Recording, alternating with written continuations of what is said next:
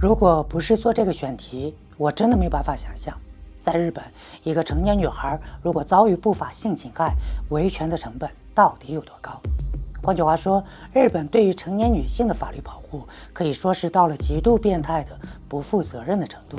举个例子，在日本，如果想在法律上认定一个人对另外一个人实施了强奸的这种不法侵害，就必须是陌生人对你发起的攻击。这里请大家注意，是陌生人对你发起的攻击，也就是说，在两个互相认识的人之间是不可能发生强奸这种事情的。如果这个案件里面还涉及到喝酒的问题，那就是酒后乱性，这也意味着此事与强奸彻底无关。如此强调涉事双方的陌生人属性，这在全球范围内实属罕见。再看个例子，人类进入21世纪以后，不管是在欧美还是非亚，拒绝就是拒绝，就是我不愿意与你发生关系。但在日本，拒绝反而代表了同意。日本女性从小就被教育不能表达自己的真实欲望，在日本的文化中，讨厌也可以被理解为喜欢，特别是在那种暴力和胁迫正在发生的密闭空间。如果用日语叫他停下来，这听上去更像是在取悦于他，甚至很可能会让他越来越兴奋。越是挣扎与拒绝，换来的可能是对方更为激烈的动作。如果日本女性遭遇不法侵害后鼓足勇气前去报案，当事人很可能再次面临警局工作人员的2次强奸。他们至少会要求当事人复述3次事发时的情境，甚至要求当事人躺地板上，由3名男警员将一个等身大的假人放在当事人身上，进行强奸现场的还原记录录像并拍照。朋友们，我们今天要讲的这个故事，正是曾经经历过上述种种恐怖事件的一位日本女孩伊藤诗织。她不仅以一己之力改写了日本自1907年制定的运行了110年从未修正过的一部强奸法案，还以公开真实身份的方式状告时任日本东京广播公司原华盛顿分社社长山口敬之。山口敬之不仅是日本首相安倍晋三的传记作者，他与日本政界的各色权贵更有着千丝万缕的勾连。这一点在稍后的故事里我们还会详细讲述。那么问题来了，伊藤诗织到底都经历了些什么？为什么明明是受害者的她，一夜之间成为日本之耻，被日本民众千夫所指不说，甚至还有日本的女性议员公开指责她为什么要在男人面前喝那么多酒，甚至认为男性才是这场强奸案中的最大受害者。鼓励大象马上开始。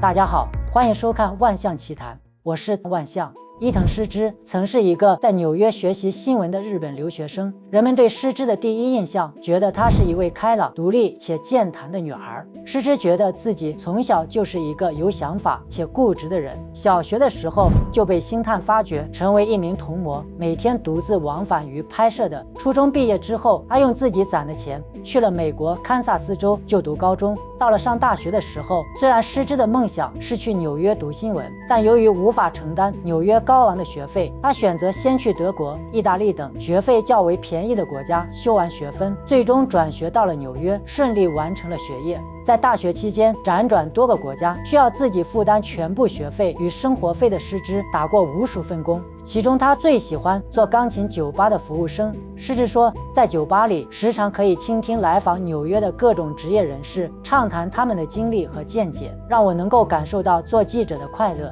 也就是这个时候，他遇到了改变他人生走向、一生纠缠不清的那个男人——电视台华盛顿分社社长山口敬之。山口敬之不仅在日本政界有很大的影响力，还与日本首相安倍晋三交往神秘，是安倍传记的主要撰写人。当山口敬之听说伊藤诗织是一个即将毕业、正在寻找实习单位的新闻系学生，就提出了他可以去华盛顿分局参加实习。后来因为伊藤诗织回国而不了了之。半年后，想要回到美国工作的诗织又想起了这个了不起的前辈，于是怀着试一试的心情向山口敬之发邮件询问奥尔还是否有效。随后山口敬之在回复的邮件中答复道，当然有效，下周5出来面谈吧，聊聊你的签证问题。只是让诗织没有想到的是，那个周五他没能等来和愿意提携自己的前辈出来谈工作，更没有谈关于签证的问题。两人见面后，山口敬之绝口不谈工作的事情，反而聊起他与政客们的交情，一边聊一边给诗织灌酒。很快的，酒量尚可的诗织居然在喝了一小瓶清酒之后，就奇怪地倒在餐厅的卫生间里不省人事。当晚，二人先后去了一家餐馆、一个串烧店以及一家寿司店。在第一家店喝了一阵，在串烧店，伊藤诗织喝了2杯啤酒，1-2杯红酒。他平时酒量很好，并无醉意。而在寿司店，在第2盒酒喝完之前，伊藤诗织去了趟洗手间。从洗手间出来，回到座位上后，他忽然感到身体难受，再度起身去了洗手间。一进洗手间，他立刻感到天旋地转，顺势跌坐在马桶盖上，把头伏在水箱上，之后便不省人事了。再次醒来时，他先是感到一阵剧痛，随后发现山口敬之重重地压在了他的身上，令他无法动弹。在整个过程中，他全然不顾伊藤诗织身体上的抗拒和言语上的质问。伊藤在接受记者采访时说，如果我用日语叫他停下来，这听上去更像是在取悦于他。忽然之间，我发现在日语的语境里，我找不到一个合适的词语来精确制止山口的恶行。于是他又用英语咒骂他，但山口敬之反而故作轻松地对伊藤说，很好，你通过了。这让诗织感到无比耻辱，他从来没想过要通过这种途径来获得一份工作。逃离酒店之后，他冲回了家里洗澡。他怀疑自己被山口下了药才会昏迷不醒。他给山口发了几封邮件，指控了他的行为。诗织认为山口是在他意识不清醒的时候强迫与他发生了性关系，但山口却矢口否认。他承认自己脱下了诗织的衣服，但他认为那是自己对诗织情难自禁了。事后更是一副哄劝的口气，人家真的喜欢上你了吗？他还若无其事地在邮件中与伊藤诗织讨论工作的相关事宜，而当他提起那晚的事情，山口则给出了一个截然不同的版本。在他的叙述中，此次事件是由于伊藤诗织烂醉如泥，他出于好意将她带回酒店。他在去了一趟洗手间之后，爬到了她的床上，说自己不小心喝多了。在自己也有几分酒意的情况下，山口看到这样漂亮的女生半裸着爬到床上，自然而然觉得会发生点什么。我利用职权跟你套近乎，说服你发生性关系了吗？从来没有过。山口敬之在邮件中这样强势地反问伊藤诗织。在经历了几天的消沉与自我怀疑之后，伊藤诗织在朋友的鼓励下开始收集材料，并前往警察局报案。对诗织试图报案的想法，山口敬之是不屑一顾的。如果你想诉诸法律，去吧，你不可能赢的。在伊藤的强烈要求下，当地警局才找来一位女警官了解情况。但在诗织好不容易控制住情绪，描述完事件全程之后，又被告知需要向负责的男警官再做一次笔录之后方可立案调查。相同的故事，诗织在警局至少复述了3次，却没想到之后还有更加残忍的环节。他被带到了警局内部一个类似于健身房的场所，然后被要求躺在地板的软垫上。3个男性警官将一个等身大的假人放在诗织身上，进行强奸现场的还原，并拍照记录。面对 BBC 的记者，伊藤诗织回忆说，这些回忆带来的恶心感让我感到眩晕，好不容易建设起来的心理防线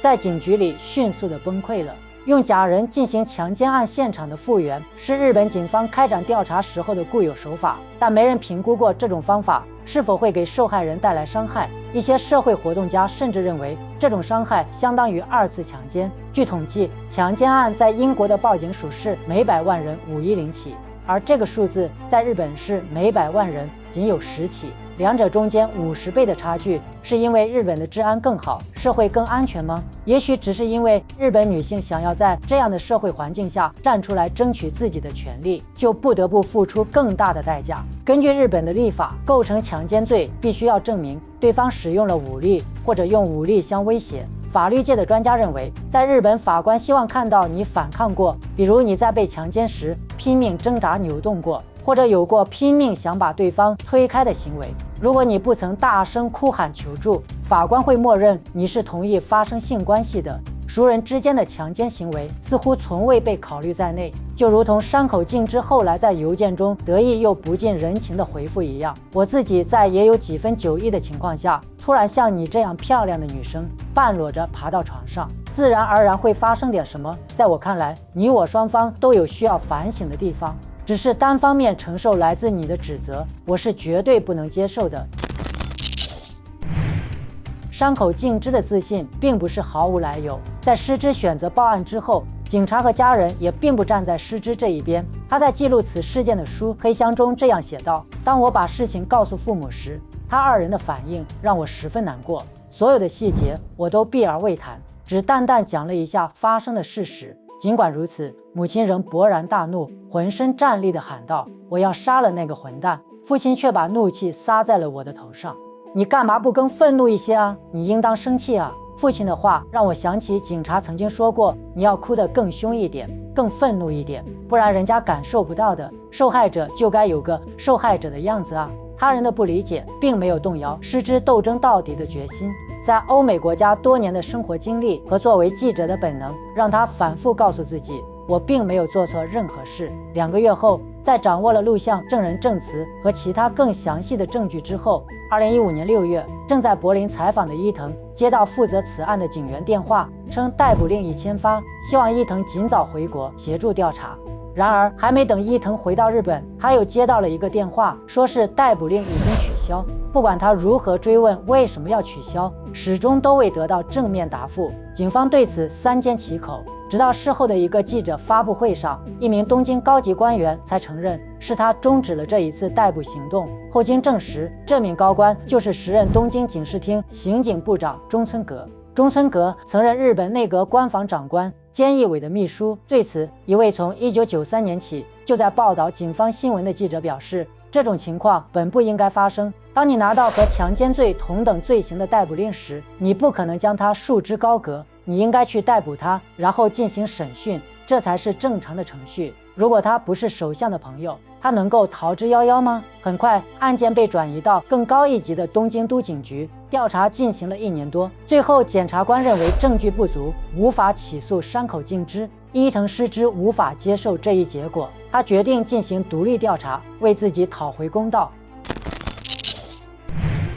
调查进行了9个多月，诗织决定公开自己的身份，指认山口敬之对他的性犯罪。2017年10月，28岁的伊藤在日本外国记者俱乐部召开记者会，讲述自己遭遇性侵害的经历。这一举动在整个日本引起轩然大波。这不仅仅是因为山口敬之是知名记者的身份，还因为这是一桩性犯罪受害者敢于在媒体上公开自己身份的案件。尽管日本是一个随处就能买到成人杂志的国家，但在公开场合，日本人对于性依旧讳莫如深。在日本，性是一个极度开放又极度隐秘的话题，有时它是一种明码标价、随手可得的服务，而约会时被强奸或者性侵这样的话题，又被认为是需要遮掩的丑事，不适宜在公众范围内被公开讨论。大多数性侵犯受害者不敢报警，不敢诉诸法庭，更不用说公开自己的身份出来指认对方了。但这对于诗织来说，这是他唯一寻找真相的机会。诗织因在公开记者会上穿了头2颗扣子未扣的白色衬衫，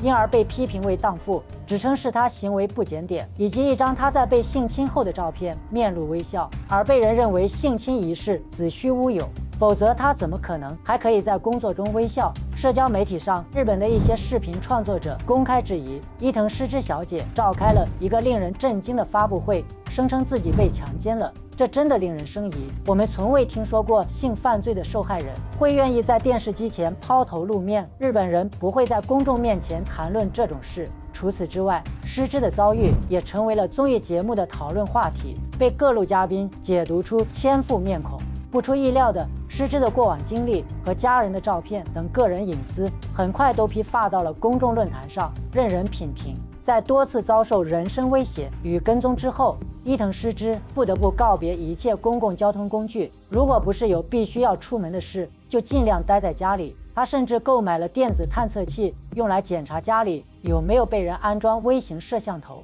他被骂成婊子、妓女，被认为是通过与别人上床来获得好处的人。朋友们，这种质疑与戏谑之词是不是相当熟悉？当刘强东涉嫌性犯罪一案在社交媒体炸开锅时，各种关于对受害者是不是外围女、价钱没谈妥的消息满天飞，最不缺的就是谣言重伤。受害者有罪论是伊藤最无法接受的一个论调。一位讽刺漫画家就此事创作了一幅漫画。这幅漫画描绘了一名漂亮的女性通过与别人上床获得了一份工作。最后，这幅漫画还煞有介事地告诫世人，请小心落入这类女子的圈套。随着事件的不断发酵，一桩性侵案被逐渐政治化，一些政府议员也开始公开谈论此事。自由民主党政府议员山田美绪在接受 BBC 记者采访时就表示，诗织作为一名女性那样做是很不对的，在男人面前喝了那么多酒，还失去记忆。他认为，在职场上打拼的女性要学会如何妥当的拒绝。他自己也经历过歧视和性骚扰，但这是社会现实，他们必须接受。女性要多从自己身上找原因。他甚至认为，在这一起性侵案中，男性才是受到巨大伤害的一方，因为诗织的开诚布公，山口和其家人一直饱受邮件和来电的打扰。那个被强奸的女人。自从诗织公开指认山口开始，这个称呼就开始出现在那些对她指指点点人的口中。无论诗织走到哪里，她都会被人侧目。她不敢乘坐公共交通，在朋友家中东躲西藏。在路上见到与山口背影相似的男人就害怕，因为山口与时任首相关系密切。反对党议员组织了跨党派专家质询当局，但日本警视厅却坚称他们在调查诗织的案件中没有任何不恰当操作，双方争执不下，没有得出结果，坐以待毙，就是等死。伊藤诗织深知政党议员之间的把戏，他迅速提交了重新审理案件的上诉申请。他知道，如果上诉申请失败，则不会再有对山口提起刑事诉讼的可能。很遗憾，结果是令他失望的，上诉申请被驳回。从犯下性侵案至今，山口从未被逮捕或因犯罪被起诉。从司法层面上讲，他甚至从未触犯过法律。随后，山口敬之迅速登上日本各大电视节目，与一帮同柴柴举杯庆祝。一帮油腻腻的老男人眉开眼笑，恭喜山口先生重获新生。山口敬之没有受到法律层面上的惩罚，但这一案件还是在日本引发了全体国民关于性侵、性教育的讨论。其中被最为广泛讨论，就是在欧美等国家，拒绝就是拒绝早已成为共识，但在日本，拒绝反而代表了同意。日本女性从小就被教育不能表达自己的真实欲望。日本关于强奸的法律也没有提及许可的范畴。强奸就是陌生人对你发起的攻击，在两个互相认识的人之间不可能发生强奸。如果这一起案件还涉及到喝酒，那就是酒后乱性，就与强奸彻底无关了。而在处理性侵犯案件时，日本警方暴露出来的问题也被日本民众所挞伐。一方面是女性警员数量太少，受害者不得不对着男警员讲述被侵害的经历；另一方面，警方用摆人偶的方式来重现性犯罪现场，也被质疑是对受害者的二次伤害。上诉申请失败后，诗织成为了反性侵的社会活动家，被邀请到大学里给学生们上课。在教学中，他进一步得知，在日本关于性行为自主许可方面的性教育实在匮乏。在一次课堂调研中，有11%的学生认为喝醉酒就代表了对性行为的认可，而63%的学生认为亲吻代表着对性行为的认可。随着诗织一案影响力越来越大，有更多的女性联系了诗织，讲出了自己被性侵的痛苦经历。权力的制衡刺激了新生机会的来临。在日本政坛，反对党像是抓住了一次绝不能放弃的绝佳时机一般，利用这一机会继续向首相发难。而新的改变发生在2017年，全日本首家支援性犯罪受害者的基金会成立，政府为基金会捐赠了100万英镑，在超过41个地区建设了性侵危机中心。2017年6月8日，日本众议院将100年来未曾变更过的强奸罪修改为强制性交罪，也加重了刑责。然而，暴力和胁迫仍在成罪要件之中。这也是日本议会自1907年日本制定第一部强奸法案，在时隔110年后首次修订了这部古早的强奸法案。强奸罪的法定最低量刑也从3年调整到5年。男性也可以成为强奸罪的控告方。与此同时，诗织向山口敬之提起了民事诉讼。2019年4月，山口敬之对伊藤诗织提起反诉，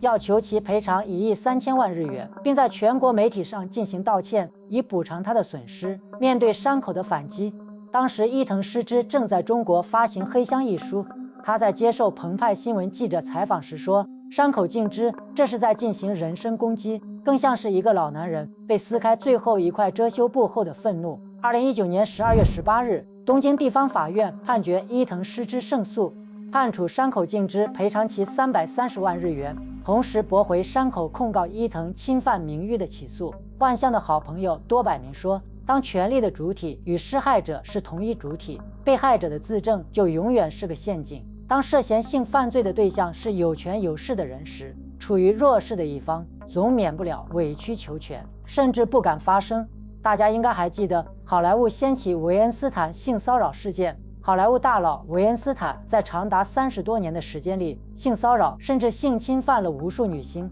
但依旧逍遥法外，直到2017年才在全球民众的反对声中身败名裂。幸好伊藤诗织没有选妥协和放弃，是他的坚持让他在迷雾重重的日本司法系统的黑箱里撕开了一道缝隙。女孩们加油！以上，感谢收看今天的节目，记得订阅万象的频道，平安喜乐。